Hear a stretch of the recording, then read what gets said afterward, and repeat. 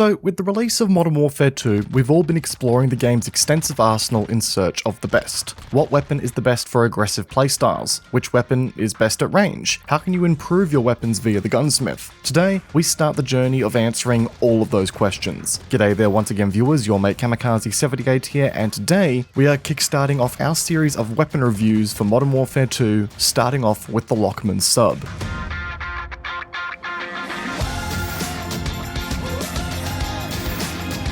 So I'd just like to get a couple of housekeeping items out of the way before we get underway here, guys. This is a first endeavor for me. I've never really done weapon reviews for a Call of Duty game before, so I would really appreciate any feedback on the overlays, information within the video, and just whether or not you feel like any additions need to be made to the format that we've got here. I feel like this is going to be an evolutionary project as we review all the guns in the game, so again, happy to hear any of your thoughts as to what we should or shouldn't add going forward. To get the series kicked off, I thought we would start off with the Lachmann Sub, arguably one of the best, if not the best SMG in the game right now, depending on who you ask. In the way of format for these videos currently, we're going to be giving you guys a rundown of the stats for the weapon of choice today, run through some of the setups that make the weapon shine, as well as go over some general tips and tricks that let you go the extra mile in game and get ever closer to that ever so elusive a nuke kill streak. And also, a special thanks goes out to sim.gg, an amazing stats website that has proven to be an invaluable resource in the making of this video. Well, introductions and thank yous aside, let's get into the weapon review. And getting into the stats, we're going to start off with the damage model here.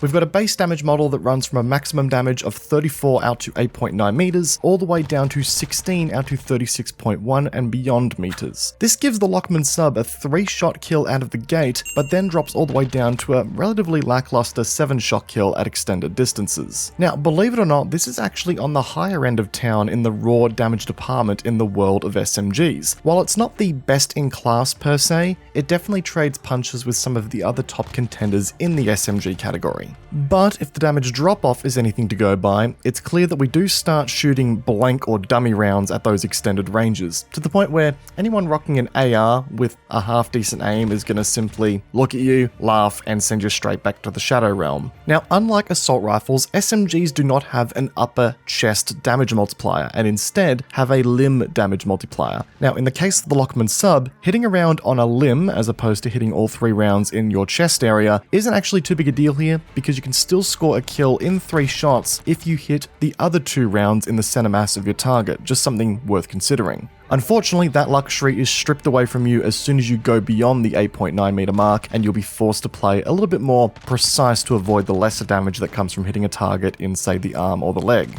On the flip side, headshots actually don't do much for the Lachmann Sub within its maximum damage range, and it only really improves the effective lethality of the weapon, if you will, at extended distances. Scoring a headshot within the weapon's max damage range of 8.9 meters is still going to require a 3-shot kill regardless. So it's clear that this is no marksman rifle, and aiming for center mass ain't exactly going to be the end of the world here. So if we take the weapon's rate of fire of 800 rounds per minute, or 13.33 rounds per second, that gives us some pretty schmick time to kill values here. In fact, within the 8.9 meter mark, the Lachmann Sub is actually the fastest killing SMG in the game right now, clocking in at 150 milliseconds. The Lachmann Sub isn't exactly leading by a significant margin here, only by around 4 milliseconds against the Vaznev 9K, but it's worth pointing out regardless. Now obviously, that time also balloons out catastrophically once an opponent moves beyond slapping distance, but it really needs to be highlighted that in raw CQC firepower, nothing statistically beats the Lachmann Sub right now in the SMG category. With a muzzle velocity of 540 meters per second, the weapon isn't exactly winning any races in this category, but it sure as hell ain't losing either. So you shouldn't have to worry too much about leading targets as a whole with this weapon. Next up, let's take a quick look at the recoil pattern that the good old Lachmann is sporting here. As we can see on the graphic on your screen, we have an incredibly dominant vertical recoil with a bit of horizontal shakiness at random intervals. There's no clear horizontal direction of travel here, meaning that the best way to compensate for recoil here is just to drag straight down on your input of choice. It's also worth pointing out here that at the start of the burst, we can see a pretty aggressive first couple of kicks, which means that constant bursting or tap firing of the Lachmann Sub, which is something you typically need to do in extended ranges, is only going to result in frustration and confusion and just a very inaccurate weapon. So stick to the gold zone where this weapon behaves best, that being within CQC to medium distances. As you can see, I've also included recoil charts for all of the barrel attachments available to the Lachmann Sub, to some pretty surprising results if I do say so myself. In my testing, we can see that the FTAC M Sub reduces the vertical recoil of the weapon and also tightens up the horizontal kick by a significant amount too. It makes this a solid pick for anyone looking to extend the effective range of the Lachmann Sub a little bit, once again noting the pretty average TTK and damage at extended ranges, but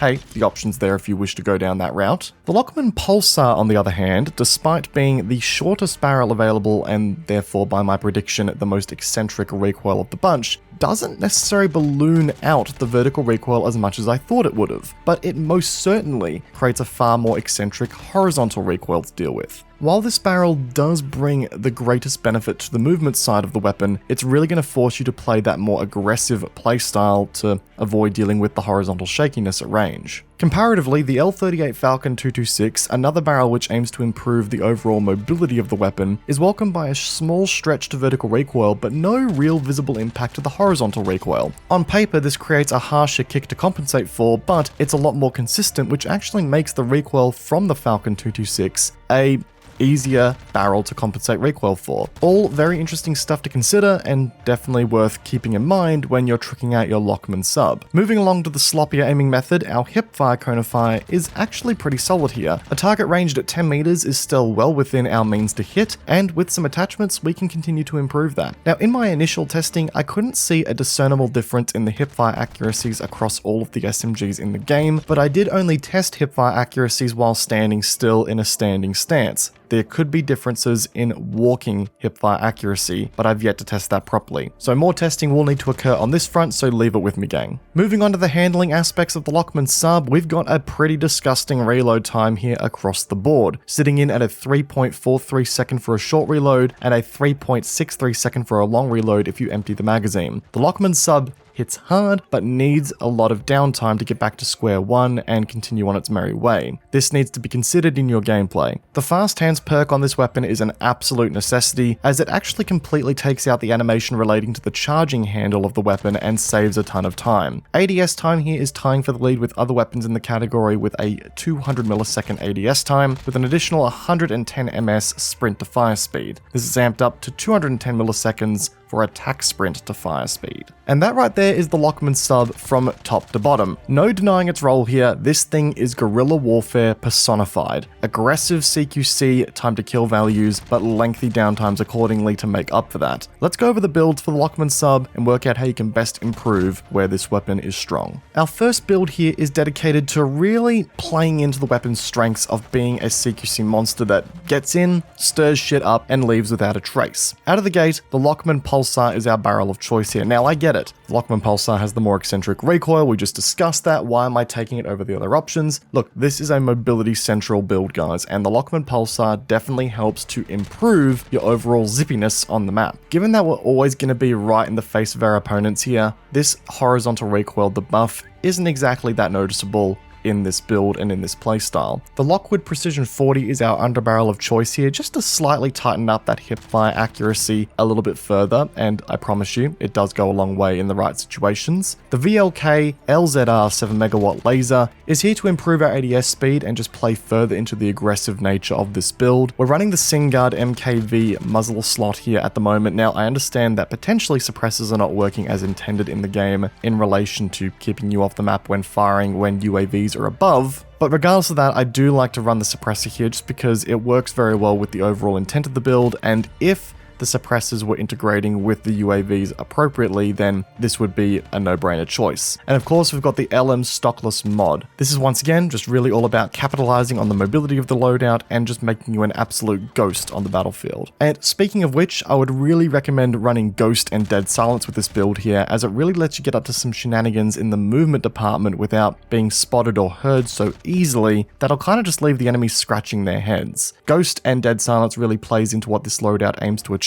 and when you play smart with it, you can really leave enemies just confused for an entire match. I've also got a second build here for the Lachmann Sub that is very much a slower paced kit that kind of turns it into a bit of a devastating crowd control monster, and the key attachment to achieve that is the 50 round drum mag. And look, I think we can all admit a 50 round Lachmann Sub sounds pretty good. and it is pretty good. It definitely helps to cancel out some of the pain that you feel when it comes to the reload time. In saying that though, the extra weight of the drum mag definitely lengthens the reload time to a certain extent, so, you know, it comes with costs and benefits essentially. I've got the X10 drop grip on here to improve that aiming stability, as well as the AVR T90 comp, which helps to improve the overall recoil of the Lachmann Sub here as well. Running that same laser that we had on the previous loadout again just helps to cancel out some of the mobility hits that we're taking with, say, the drum mag and our barrel attachment here. And in addition to that, we are running a sight for extra clarity on this build, as there's a bit more of a ranged emphasis to it at the end of the day. This build aims to counteract the Lachmann Sub's horrendous reload time by giving you more flexibility per magazine. Yeah, the mobility of this loadout will feel a bit like a tortoise by comparison to that of the last one we just talked about, but even then, it's comparatively mobile against, say,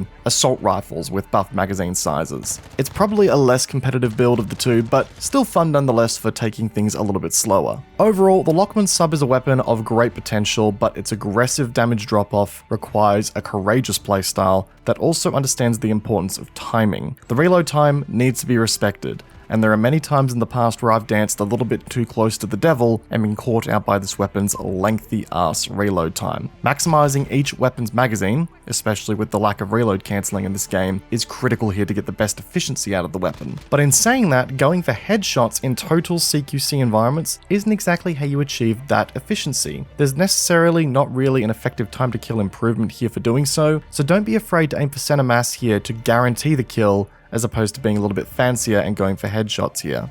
The only time we really need to consider going for headshots is when we're engaging at that slightly longer distance, where the TTK does level out at a longer distance at 150 milliseconds if you do go for the headshot.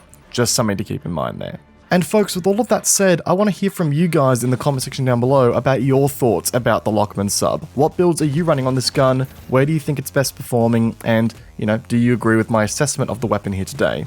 Leave a like down below if you enjoyed today's video, it does go a long way to supporting the channel, and if you are new to the channel, consider subscribing, as we're going to be doing a lot more content like this in the future for Modern Warfare 2. If you want to see a certain weapon reviewed next up as well, leave that in the comment section down below. I'll try and pick from the top favourite if there's enough suggestions. As always, social media links are linked in the description down below for more content. Once again guys, I hope you enjoyed today's video, peace out, and I will see you guys all in the next one. Take care guys, have a good one.